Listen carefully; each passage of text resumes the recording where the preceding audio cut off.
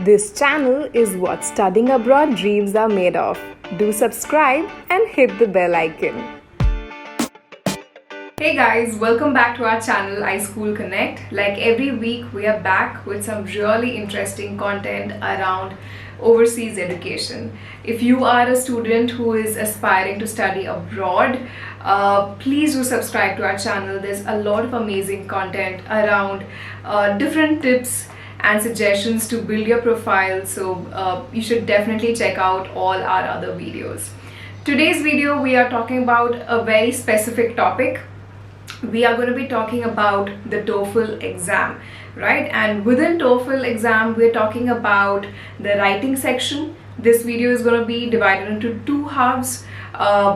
Since the writing section is actually a two-part section, it has the independent as well as the integrated writing section. So today we will be talking about the independent writing section.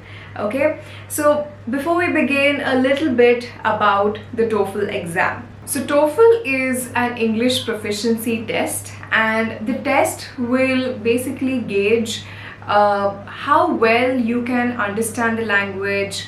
You can read, write, listen and speak the language without any grammatical errors, whether you will be able to cope up with the university coursework, which is all going to be in the English language, right? So there are 4 different sections. You will be scored on each of the section. It is going to be 30 points for each category. And so the total range of the test score is going to be anywhere between 0 to 120.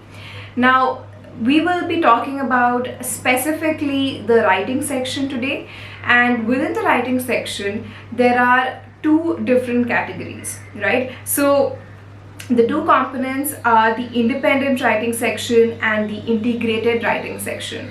Now, both the components together, you will get 50 minutes to answer them, but the independent writing section gets 30 minutes to answer and the integrated writing section gets 20 minutes for you to answer.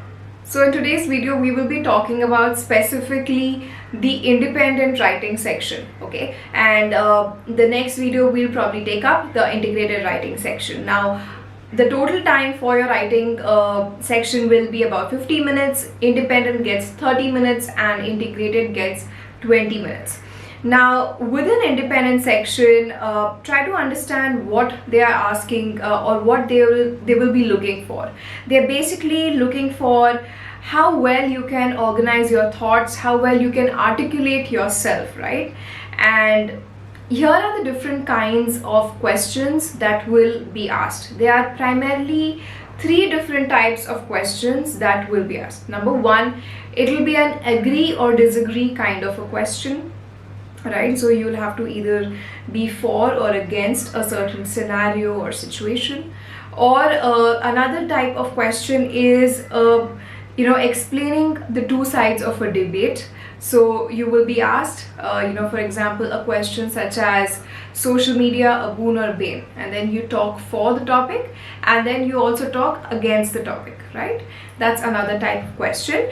These 2 are the most commonly asked questions within the independent writing section. And the last type of question is a question where you will be asked to pick from several opinions and put forward your own suggestions and opinion and perception.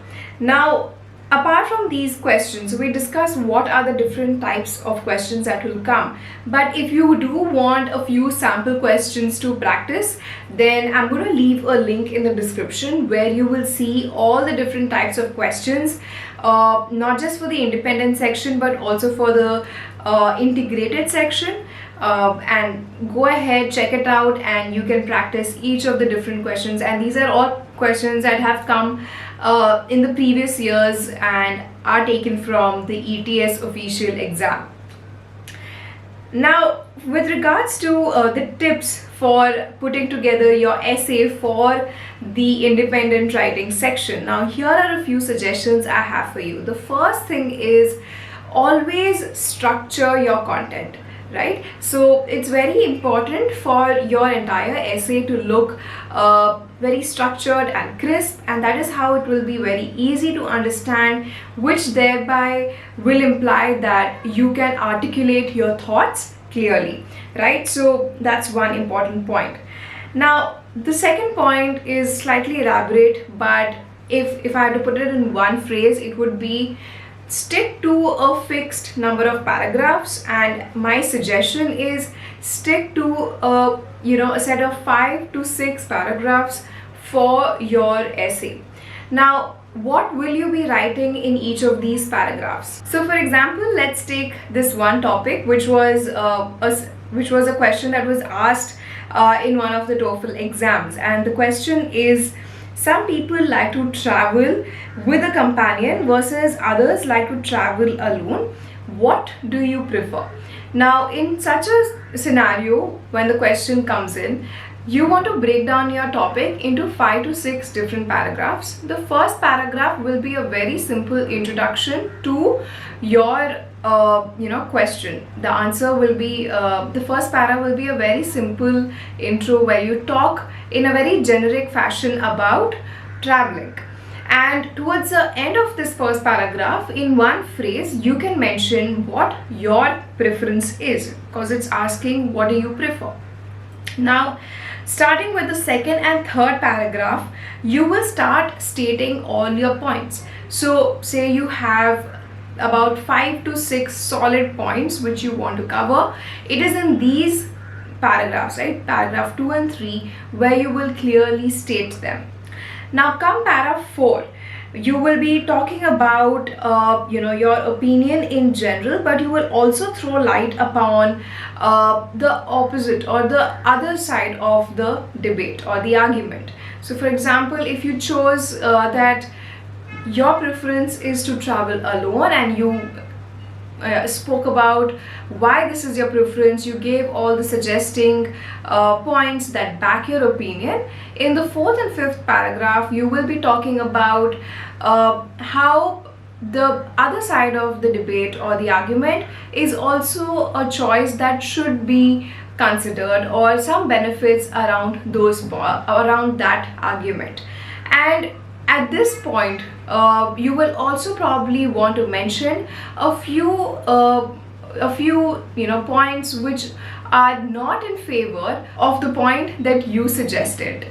And in the sixth paragraph, which is going to be your last para, this is where you will be concluding your statement and you will be pulling together all your points. Perhaps you can even add a fresh perspective supporting your stance and conclude the entire essay. So to conclude, I do have quite a few points and suggestions for you. The first thing is, make sure your essay is at least 600 to 700 words, right? Make it elaborate. At the same time, don't be repetitive with your points, and be sure that you're not repeating any phrases or adjectives again and again. The second point I want to suggest is to, of course, have the first 2 minutes to basically absorb the topic and put together at least 3 solid points in favor of your argument.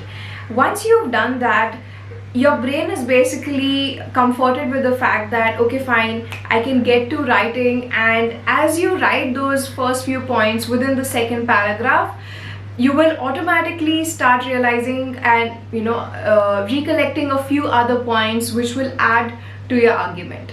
And my final suggestion is, spend only 20 to 25 minutes in drafting your essay. Now the last 3-4 minutes should be essentially to proofread your essay, preferably twice, and if you're really running out of time, then a couple of things over there. Of course, you only get time to proofread once, but apart from that also, if you realize that you don't have much time at hand to draft the essay, you can probably condense the second and third paragraph that we spoke about, where you mention all points in favor of your argument.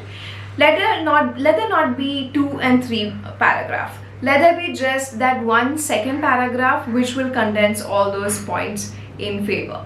So with that, I think we should conclude the independent writing section. I know it takes a lot of practice to get better at drafting these essays, but it is very easy if you truly follow some basic tips like we shared today. I thoroughly recommend you go ahead and check out the blog, which is mentioned in the description, which has all of these details mentioned to the T, and they will definitely help you a lot with quite a few sample questions, which are again something you should definitely be practicing before your exam. That's pretty much it from me. If you have any questions, please go ahead, share them in the comment section, and we will be very happy to answer all your queries. You can follow us on social media. We are iSchoolConnect everywhere. We have a podcast channel which is called Study Abroad Tips. That's all from us. This is Malvika signing off. Please take care. Bye-bye.